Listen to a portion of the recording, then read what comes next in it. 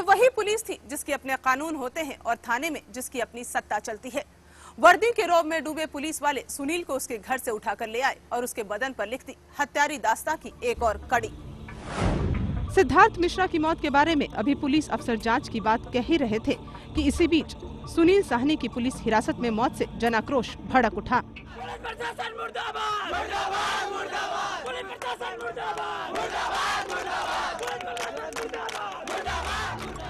सुनील साहनी को टेम्पो चोरी के मामले में पुलिस घर से उठा ले गई थी और पीट कर उसे बेदम कर दिया। पुलिस से सुखनंदन लिया के पुलिस के लिया के आयल यहाँ मारत घसीटत ले गया और करे बाद में ये लड़का हमारा गया खाना लेके शाम के खाना ले गए मार के खदेड़ के साले भागो नहीं तो तुमको भी मार धरेंगे अब भूल जाओ अपने लड़का तू लड़का हमार को ले जा का जानी मार के फेंकला कि का कैला तब से हमारे लड़का मिल बना के।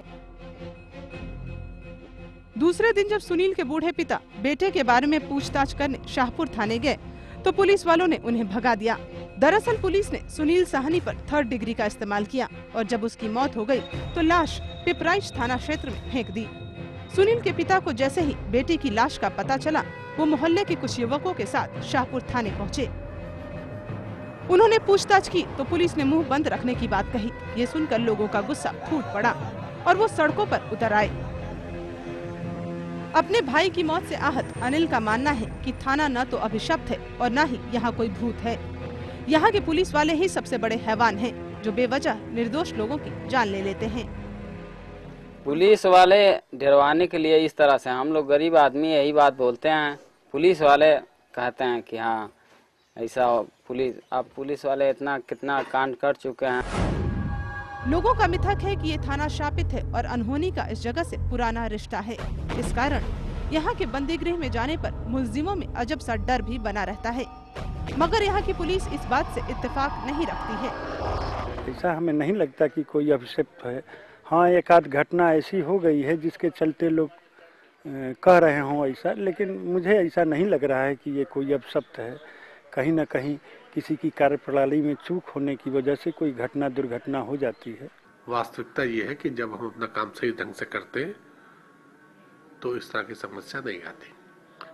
जब कोई गलती होती है, जब कहीं कमी होती है, काम में लापरवाही होती है, कोई घटना घट जाती है तो हम उसका दोषारोपण यह कहकर कर देते हैं कि साहब ये तो थाना ही खराब है या अभिशप्त है। लेकिन ऐसी बात नहीं है कि केवल हम अपनी कमियों को जब सही तरीके से एक्सप्लेन नहीं कर पाते हैं तो फिर ये इस तरह की बातें करते हैं।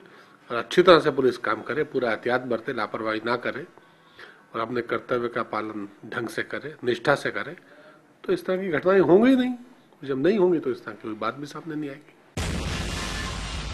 पुलिस अपनी ताकत के आगे किस कदर जिंदगियों से खिलवाड़ करती है, इसका कलंकित उदाहरण है शाहपुर थाना। पुलिस लाख इनकार करे लेकिन बिना खुद पर काबू रखे ये सिलसिला नहीं रुकेगा। कहते हैं कि जुल्म का विरोध न करने वाला उतना ही दोषी होता है जितना कि सितम ढाने वाला। शाहपुर थाने में पुलिस या बर्बरता का अंजाम देखकर भी अफसरों की खामोशी कई सवाल उठाती है, लेकिन जवाब कहीं से नहीं आता। शाहपुर थाने की पुलिस भले ही अपने तर्क दे रही हो, लेकिन जनता की भावना से डीआईजी का नजरिया मिलता जुलता है। हालांकि वो थाने में लगातार हो रही हत्याओं के लिए पुलिस की कार्यप्रणाली को मुख्य वजह बताते हैं। देखिए, एक बात बन जाती है कि ये कुछ लोग जो कहते हैं कि जब हम वहाँ गए तो वहाँ पर सस्पेंड हो गए और सफल नहीं हो पाए, क्राइम बढ़ गया या डेथ इन पुलिस कस्टडी हो गई, इस तरह के कुछ आरोप लग गए तो जितने भी थाना प्रभारी हैं वो या तो वहाँ से निलंबित हो जाते हैं अक्सर, या फिर कोई उनको कुछ नुकसान हो जाता है। और वैसे भी घटनाएं हो जाती हैं। एक बार जन्माष्टमी में एक नर्तकी को गोली लग गई थी और उसकी मृत्यु हो गई थी। तो ये सब बातें इस तरह से सामने आ रही हैं कि लोगों के दिमाग में एक बात है कि साहब इसमें कुछ वहाँ जाना ठीक नहीं है।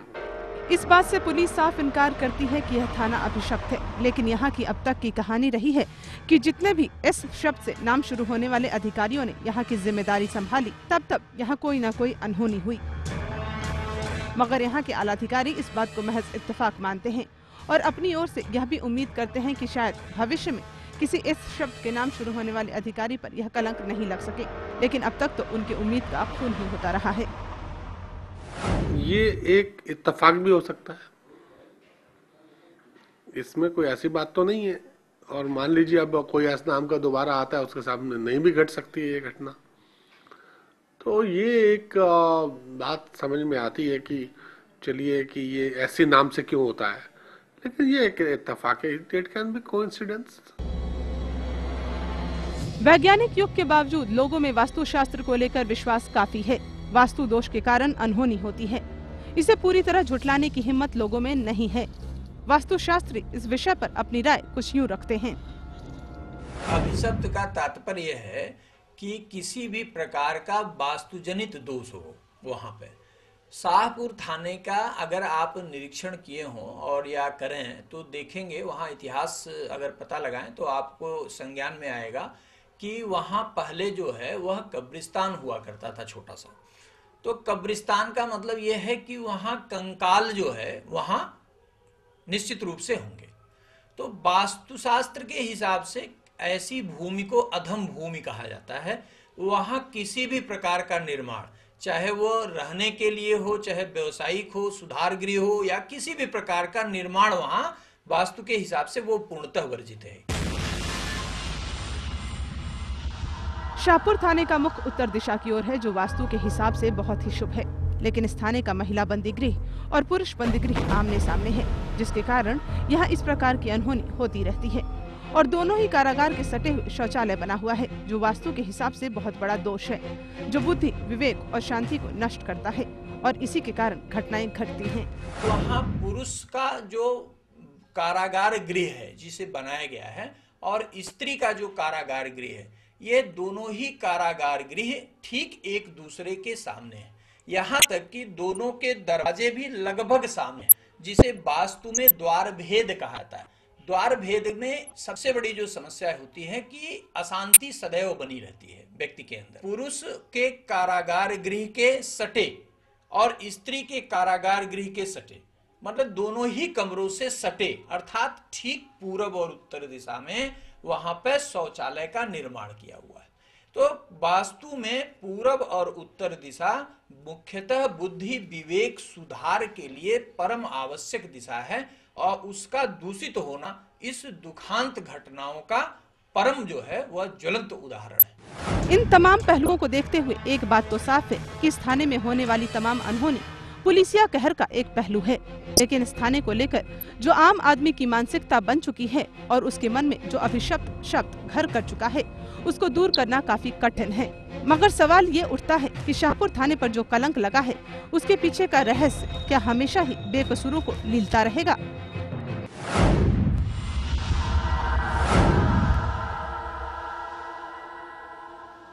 शाहपुर थाने का वास्तु दोष आखिर कितने लोगों की जान लेगा? चाहे पुलिस के आला अधिकारी हो या फिर यहाँ के थानाध्यक्ष, किसी ने भी इस ओर ध्यान नहीं दिया है। आखिर यहाँ होने वाली अनहोनी घटनाओं को रोकने के लिए कोई कदम क्यों नहीं उठा रहा? ये एक बहुत बड़ा सवाल है। वॉचडॉग में आज के लिए बस इतना ही। अगले हफ्ते फिर मिलेंगे। नमस्कार।